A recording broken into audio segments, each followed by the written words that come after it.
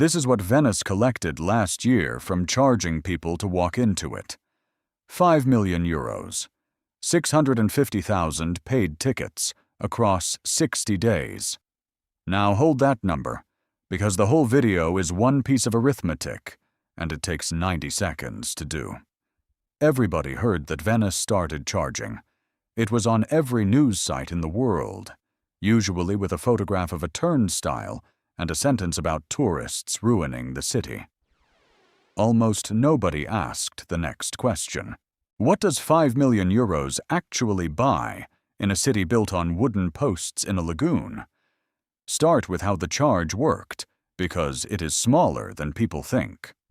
The fee ran from the 3rd of April to the 26th of July, on weekends and selected weekdays. Not every day. 60 days in total. If you booked more than 4 days ahead, you paid 5 euros. If you turned up last minute, you paid 10. That is it. That is the whole thing. 5 euros, and 10 if you did not plan. And here is a detail that tells you what it was really for. The cheap price was the one for people who committed in advance. The expensive price was for people who decided that morning. That is not a way to raise money.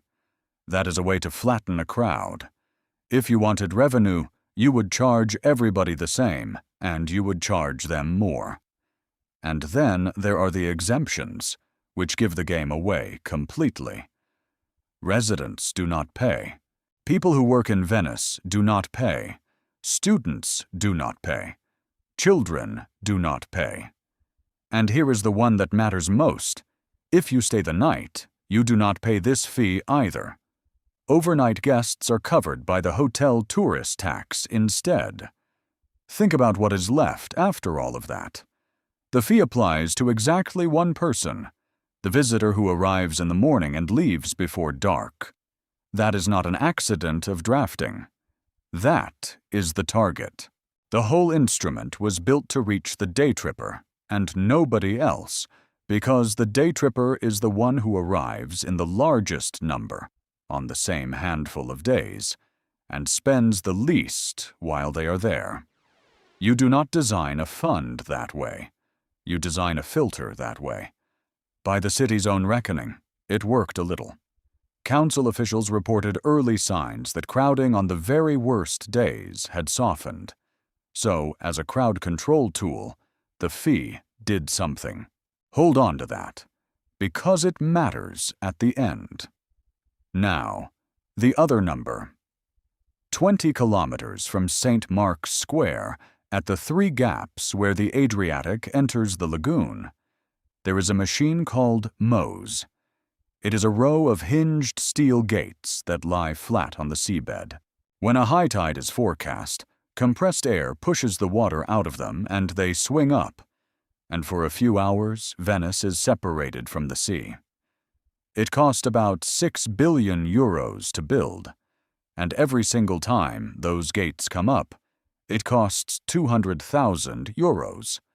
Not to maintain, not to repair, just to lift them, hold them, and put them back down.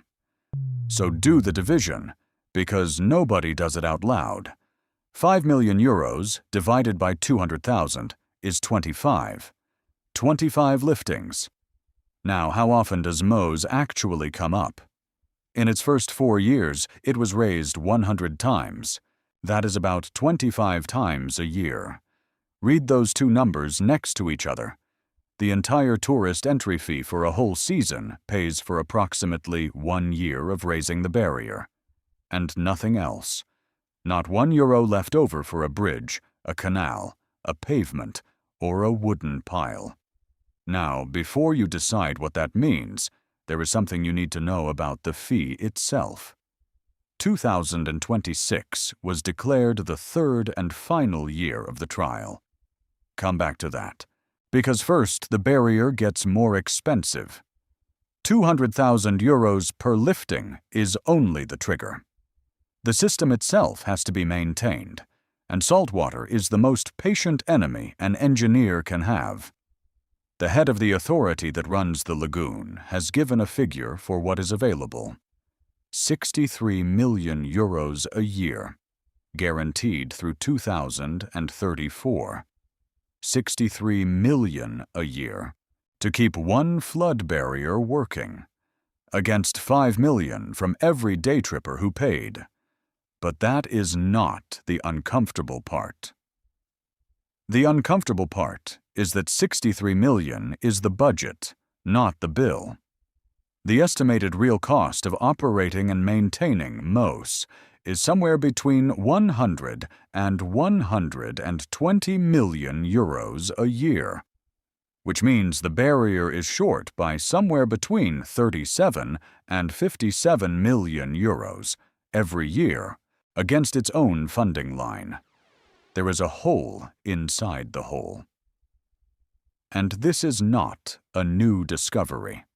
Back in 2023, the first serious accounting of what MOSE would cost to run put the figure at least 650 million euros over the following 11 years, just to keep it operating and maintained.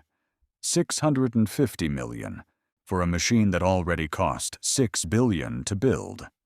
Meanwhile, the responsibility for running it has been moving to a new body created for exactly this purpose, the Lagoon Authority.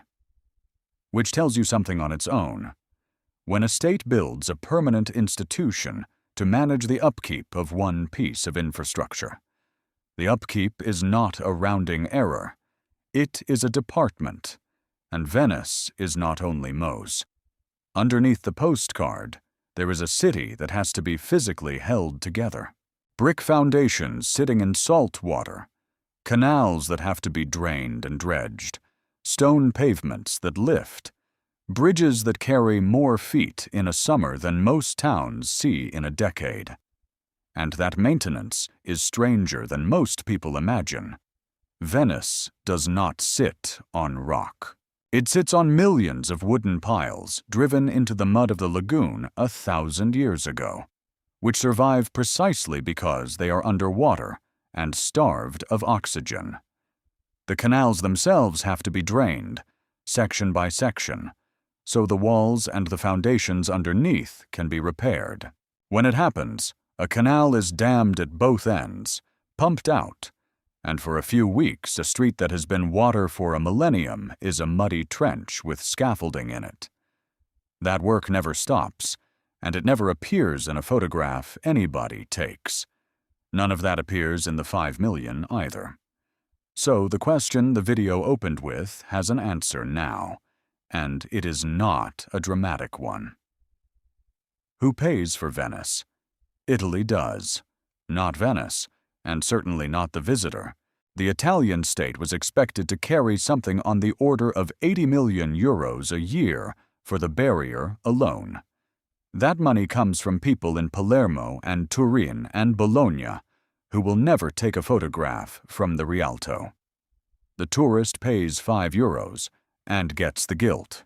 The taxpayer pays the invoice and gets nothing to look at. And this is where I want to be careful, because it would be easy to turn this into an accusation, and it is not one. Venice never claimed the fee would fund maintenance.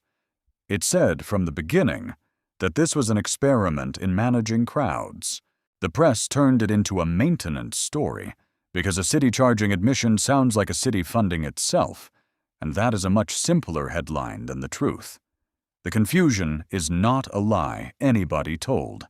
It is a gap nobody bothered to close. Now, come back to the trial.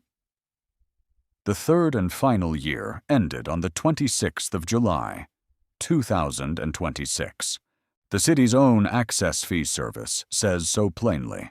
The trial period has ended, and from the 27th of July, the access fee is no longer in effect. Which means that at this moment, as you watch this, Venice charges nothing at all. What happens next is genuinely undecided. The new mayor has proposed raising the charge to as much as 50 euros on the busiest days. That is a proposal. There is no vote on the record, and anyone telling you it is settled is guessing. But look at what the proposal is actually saying. 50 euros is not a maintenance fee either. 50 euros on the worst days is a wall. It is the city admitting that the only lever the fee ever pulled was the crowd, and deciding to pull it harder. So here is the lens, and then I will leave you with it. An entry fee is a lever, not a fund. It is designed to change who shows up and when, and it collects money the way a turnstile collects lint, as a side effect. Once you can see that, you can read every one of these schemes correctly. The tourist tax in Amsterdam, the daily cap of 20,000 at Pompeii, the fee at Machu Picchu. Each one is described in the press as a way of paying for the damage, and each one is really a way of deciding who comes through the door. The test is simple. Ask what behavior the charge is shaped to change, and the design makes sense immediately. The discounts, the exemptions, the peak day pricing, the caps. Then ask what it pays for, and compare that to the real bill. You will almost always find the same answer, which is almost nothing. And the difference is being carried, quietly and permanently, by somebody who is not in the photograph. If you are going to Venice, go in the winter, on a weekday, and stay the night. Not because it is cheaper, though it is. Because the entire machinery you just watched me describe exists to encourage exactly that, and you will have a city that is very nearly empty. Next time, Santorini. Every glass of water on that island was manufactured. So, who pays the electricity bill?